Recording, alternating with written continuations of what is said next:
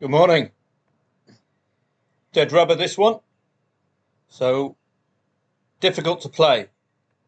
Though I was tempted with that initial Fiorentina opener and your boy Lookman scoring again. But dead rubbers, odds on favourites at home, don't need to win. Mentally switch off. They've already won the Europa League. Guaranteed Champions League football as well. Excelsior and Nac Breda. What a great try from Excelsior here. 2-6 down in the first leg. 4-1 in the second leg. 6-7. Ever so close. I learnt a bit from these. Maybe we trust these sides who are 3 or 4 goals down. We've seen it on 2 or 3 occasions. A 3-goal deficit has been returned in the second leg. So that's something for the future. In La Liga 2, I picked out the correct matches for the lay the draw, expecting Amorebieta to win, but they didn't. Expecting Valladolid to win, but they didn't. And there was one other. I think it was the Elche match. No, Sporting Gijón, laying the draw there as well. Now, the reasons I chose those matches: Valladolid don't need to win. They're guaranteed to go up, but it was just in case they wanted to win the title.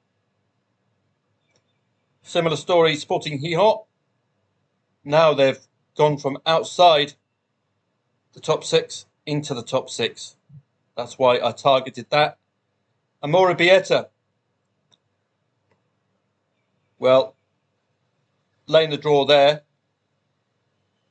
As things stood, I think Mirandes were losing at the time, or one of these sides was losing. And if Amorebieta won, they would have gone over them position-wise. So that's how I look at it. You look at matches with plenty to play for. If it's a draw, lay the draw. It's a nice, simple strategy, isn't it? You're looking to ignore the dead rubbers. In the Allsvenskan yesterday, another absolute mystery. 6 wins in the last 7. I think it's 5 consecutive home wins. And what on earth's going on here? So that looks like a loss there. But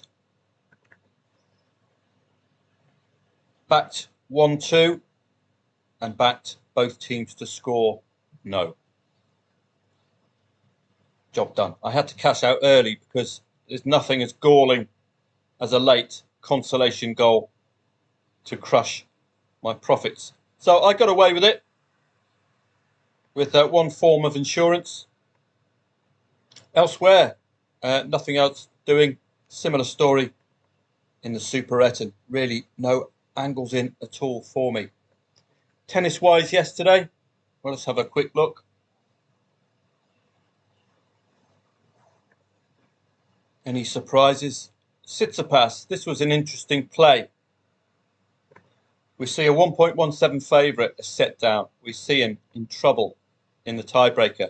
What I did, I backed Tsitsipas in the tiebreaker at about 4-3.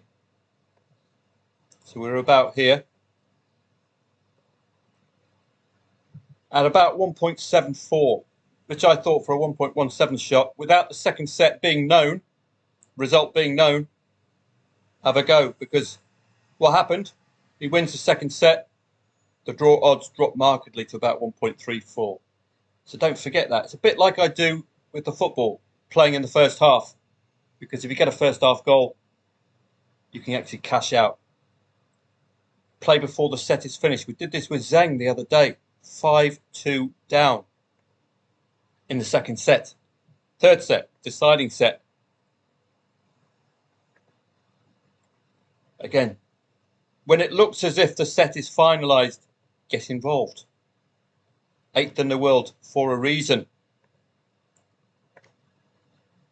So you get involved. Third set.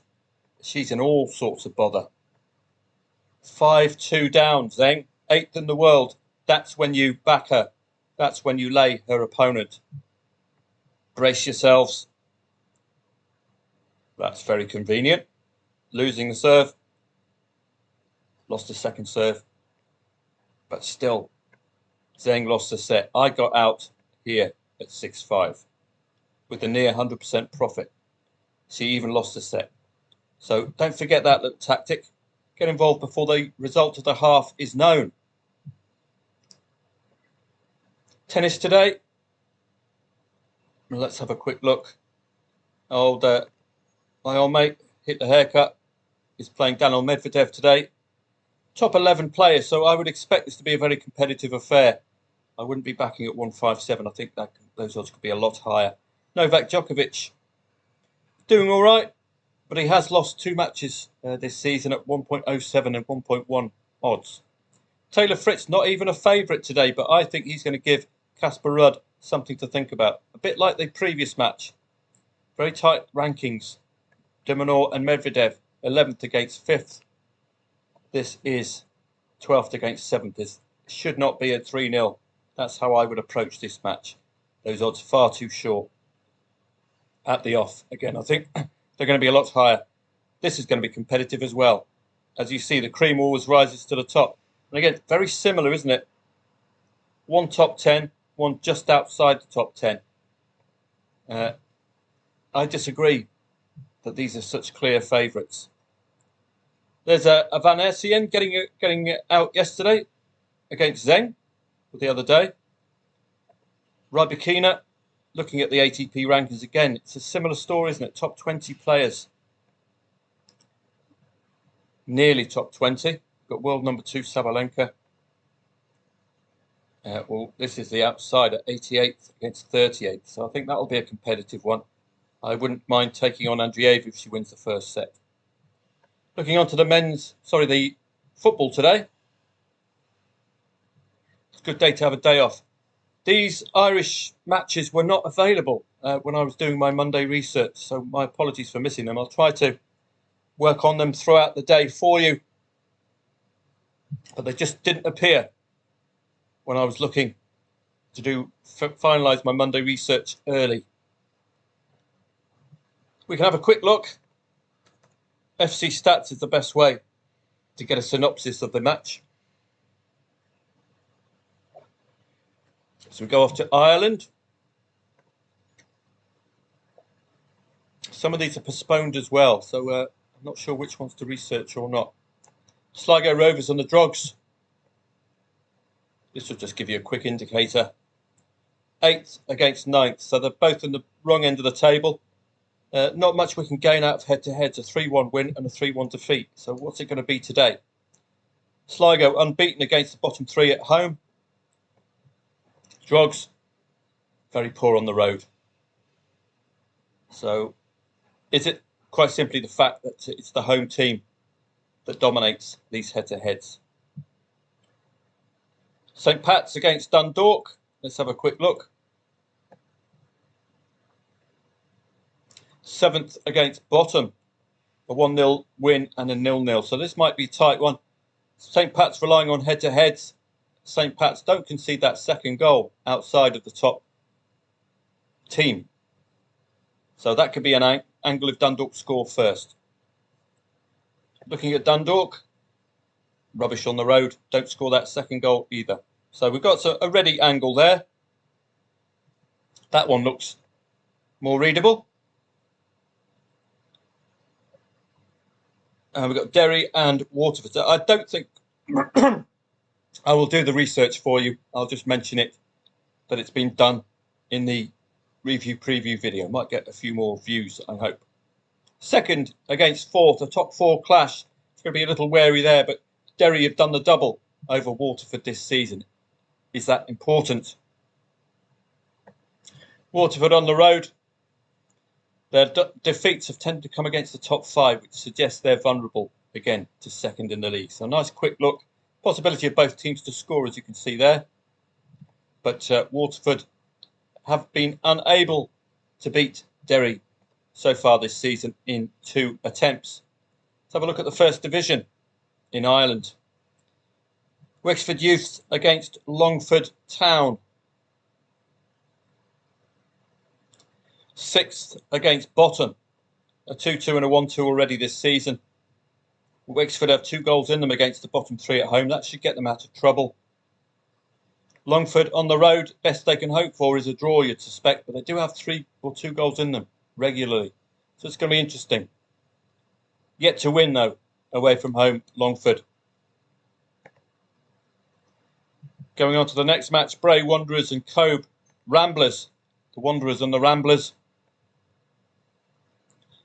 This is 5th against 7th mid-table.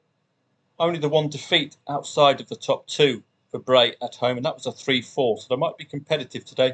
Indeed, it was a 2-2 and a 2-1 defeat the last time these two met this season. Suggests Cobe have the edge in head-to-heads, but Bray do have 2 goals in them against teams below them in the league at home. So this might be both teams to score a couple of goals. Cobe, pretty good away from home.